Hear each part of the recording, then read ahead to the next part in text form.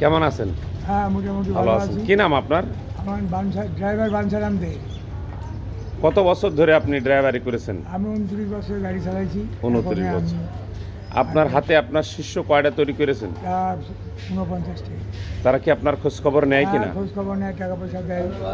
এখন পরিবেশ পরিস্থিতিটা আপনার কেমন? ভালো, মোটামুটি ভালো আছে। ছেলে মেয়ে বউ বাচ্চা সব ভালোই আছে? হ্যাঁ, সবাই ভালো আছে।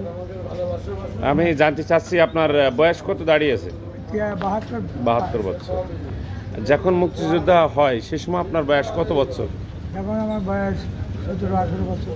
তখন কি আপনি মুক্তিযোদ্ধা? আমি কাজ মাজ করেছি, সব কিছু করেছি, কিন্তু আচ্ছা। আমাকে তো বাতিল খাতায়। আমরা গর্ত খুঁজেছি, ডাব পাড়িয়েছি, টাকার খাত দিয়েছি। আগুন যোগন করে দিয়েছেন রোড ঘাট বন্ধ করে দিয়েছি, সে সময়? কাজে সব। তাতে এক কথায় বোঝা যাচ্ছে আপনি কিন্তু একজন মুক্তিযোদ্ধা, হ্যাঁ, এই কিন্তু সময়- আপনি বাতিল খাতায় পড়ে গিয়েছেন, এই কথা বলছেন। হ্যাঁ। তা আপনি কোনো জায়গায় কি কোনোটা তদবির করেছেন কিনা? না, আমি কোনো জেলা উপজেলায় না, এরকম কিছু আপনার কোনো তো এসে না, কাগজপত্র এসেছে কিনা? না, না। এতে কি আপনার মনে একটু কষ্ট হয় কিনা? কষ্ট হয় যে দেশের জন্য যে এত কিছু করলাম, এটা তো হওয়া উচিত ছিল, কিন্তু হয়নি এর মধ্যে।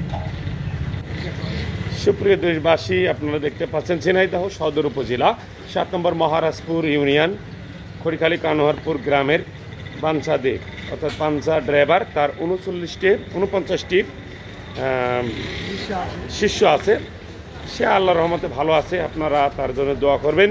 তবে তার একটা প্রশ্ন থেকে যায় যে 1971 সালে যে যুদ্ধটি হয়েছিল, সেই যুদ্ধের সময় তিনি কিন্তু অনেকটা পরিশ্রম করেছিলেন। অনেক মানুষ কিন্তু মুক্তিযোদ্ধা হয়েছেন, কিন্তু সে কিন্তু হতে পারেন নাই। সে অনেকটা কাজকর্ম করেছেন, আপনারা শুনতে পেলেন তার কথাই। তো আসলে এমনটা যেন না হয়। আপনারা যারা ঊর্ধ্বতন কর্মকর্তারা আছেন অবশ্যই এই সমস্ত বিষয় নিয়ে একটু নজর দেবেন, দেখবেন। সকলে ভালো থাকবেন, সুস্থ থাকবেন। আল্লাহ হাফেজ।